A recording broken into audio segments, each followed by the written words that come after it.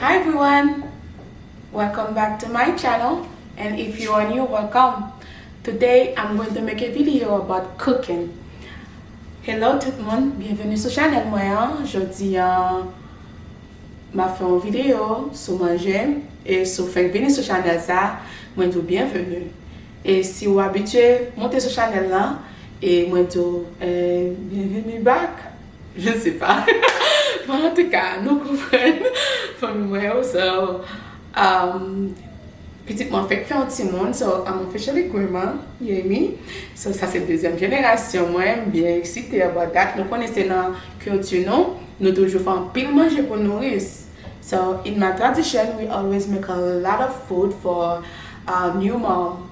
So today is, she said like, Mom, why don't you share your food with your YouTube fam? So I said, okay, it's a good idea.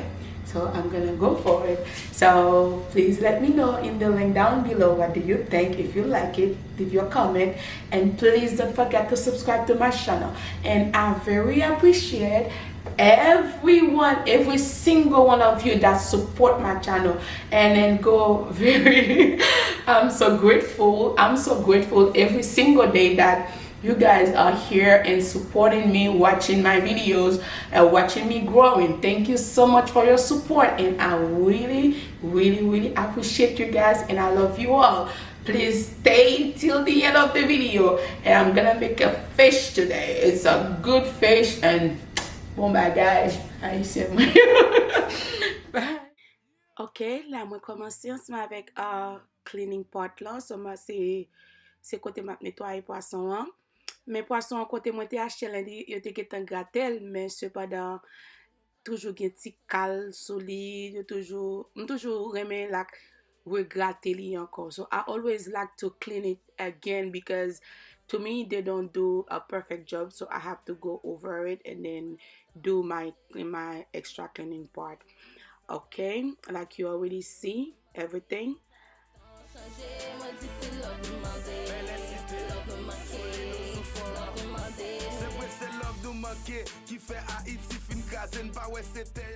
Normalement, pour ça, moi, te besoin poisson, moi, pas de couper. So, ou gen option pour couper si vous voulez, but moi-même, pour ça, te besoin là, moi, pas de couper. So, this is optional. Et puis, moi, pas mettre dans vidéo, but moi, couper poisson, I make a laceration, some laceration on the fish. I cut the fish just to allow the season to go inside of it. No lot clip now, like my poisson ingredient. So I just cut it just to allow the season to get inside of it. Now I'm pouring vinegar and salt to wash my fish. I like to wash my fish with vinegar. You don't have to put it, it's optional, but me, I like it. Moi, mette vinaigre seulement avec sel, juste pour capable laver poisson pour me retirer cette senti dur là. Bon, ou pas besoin mettre vinaigre, c'est option PAM. So, ou pas besoin mettre vinaigre, ou qu'à laver avec citron seulement. Et puis, moi, je foubi citron pour me retirer, I don't know.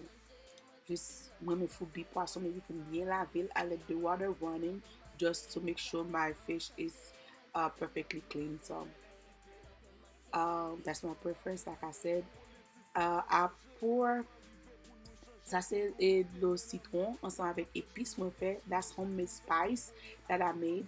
So I'm gonna leave everything in the description box down below so you can check it out if you want to. Et m'a quitté tout ça moi use dans la description, dans la description en bas. So nous capable checker pour nous voir. Normalement moi me quitter poisson dormi in a seed. So I always let my fish sit overnight. It's optional. You don't have to. But me, I like it. If you don't have time for that, you can like let it sit for a couple hours if you want. But me, I like mine stay overnight. Et puis moi, je peser poisson dans, ou ka peser dans towel ou soit moi dans paper towel just on ka disposer plus facile. Et puis passer dans farine, moi quitter l'huile moins chaud, en façon pour poisson pas coller en bas.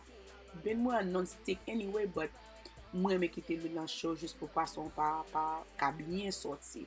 Et puis moi me peser poisson pour me capable à retirer l'eau qui en dedans. I'm in the moving out process right now. I didn't want to buy another pen and I didn't want to cut my face, so I had to make it work. Mes amis, moi, je déménagé côté moi été, hein. Moi, pas de vle acheter l'autre poilon et puis moi, pas de vle couper poisson non plus. So, moi, t'ai arrangé, moi, fril. So, c'est dans la même situation, ça avec mon 14 jours couper pour là. Moi, pas de vle couper pas maintenant. Là, moi, utilise un papier juste pour absorber l'huile là avant de mettre dans la plate pour me capable décorer. Là, c'est fini, look là. Et thank you for watching, guys. Moi, espère que vous avez enjoyé la vidéo. Pas oublier pour subscribe, ok? Bye!